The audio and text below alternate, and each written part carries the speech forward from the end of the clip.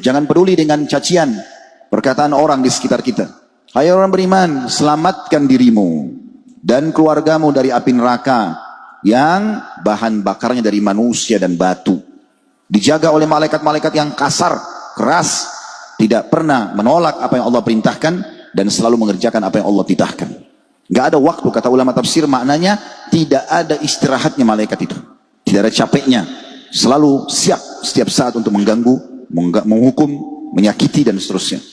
Ini Allah sudah peringatkan. Hati-hati teman-teman. Neraka bukan penjara yang hanya sekedar dijaga oleh manusia biasa yang punya rasa capek, rasa jenuh, tidur, istirahat, makan. Neraka itu dalam sebuah hadis yang sahih riwayat Bukhari dikatakan, yu'ta bi jahannam yaumal qiyamah wa 'alaiha 70,000 zimam ma kulli zimamin 70 malakan yajurrunaha. Neraka akan didatangkan pada hari kiamat, ditarik dengan 70.000 rantai. Di setiap satu rantai ada 70.000 malaikat yang menariknya. Ini bukan tempat main-main teman-teman. Bukan tempat main-main. Dan Allah subhanahu wa ta'ala memberikan kita banyak sekali solusi untuk selamat dari api neraka. Sudah disampaikan. Sebagaimana akan kita jelaskan nanti pada penutupan bahasan insyaAllah. Neraka teman-teman, kita mulai dengan poin pertama, sudah ada. Neraka sudah ada. Bukan akan diciptakan. Sebagaimana keyakinan kaum Mu'tazilah. Kelompok ini yang menisbatkan diri pada Islam, mengatakan surga dan neraka belum ada. Sehingga akhirnya mereka menolak nas-nas syar'i yang jelas. Mereka menolak wahyu dengan alasan tidak masuk akal. Kalau surga sudah ada, lalu surganya itu tidak dihuni. Begitu juga dengan neraka. Untuk apa disiapkan dan dibakar apinya kalau belum ada penghuninya? Mereka menggunakan akal mereka dan menolak wahyu. Padahal teman-teman sekalian, wahyu itu diturunkan oleh Allah untuk mengontrol akal. Bukan akal yang mengontrol wahyu. Ali radhiyallahu anhu mengatakan, andai saja agama ini menggunakan akal, maka mengusap kaus kaki pada saat orang sedang safar dan dia sudah berwudu sebelum dia memakai kaus kaki itu, maka lebih pantas yang diusap adalah bagian bawah kaus kaki karena itu yang kotor.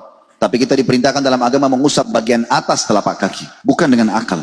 Akal dikontrol oleh wahyu. Akal kita digunakan untuk memahami apa yang Allah berikan. Bukan menentang. Gak masuk akal lalu ditolak. Dalilnya mana Ustaz? Neraka sudah ada. Banyak. Hadis sahih. Diriwayatkan Ahmad dan yang lainnya, kata Nabi SAW, siapa yang memohon kepada Allah agar dilindungi dari api neraka, ada dua riwayat. Riwayat pertama mengatakan 3 kali sehari.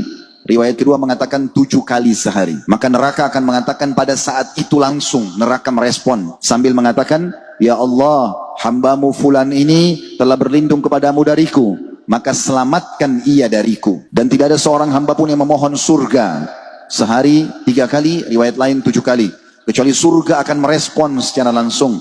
Sambil mengatakan, ya Allah, hambamu fulan memohon masuk ke dalamku. Maka masukkanlah ia ke dalamku. Yang kedua, hadis yang sahih tentang masalah demam, diriwayatkan oleh ahli sunan dan yang lainnya. Kata Nabi SAW, sesungguhnya demam itu adalah bagian daripada tiupan api neraka. Maka dinginkanlah dengan air.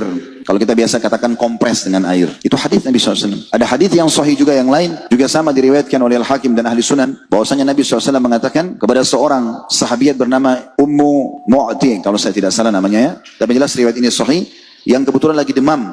Lalu kata Nabi SAW, kenapa kamu berkeluh kesah dan merintih? Kata dia, demam ya Rasulullah. Semoga Allah ya tidak memberkahi demam ini. Kata Nabi SAW, jangan kau caci maki demam itu. Karena dia akan menggugurkan dosa-dosa seorang hamba.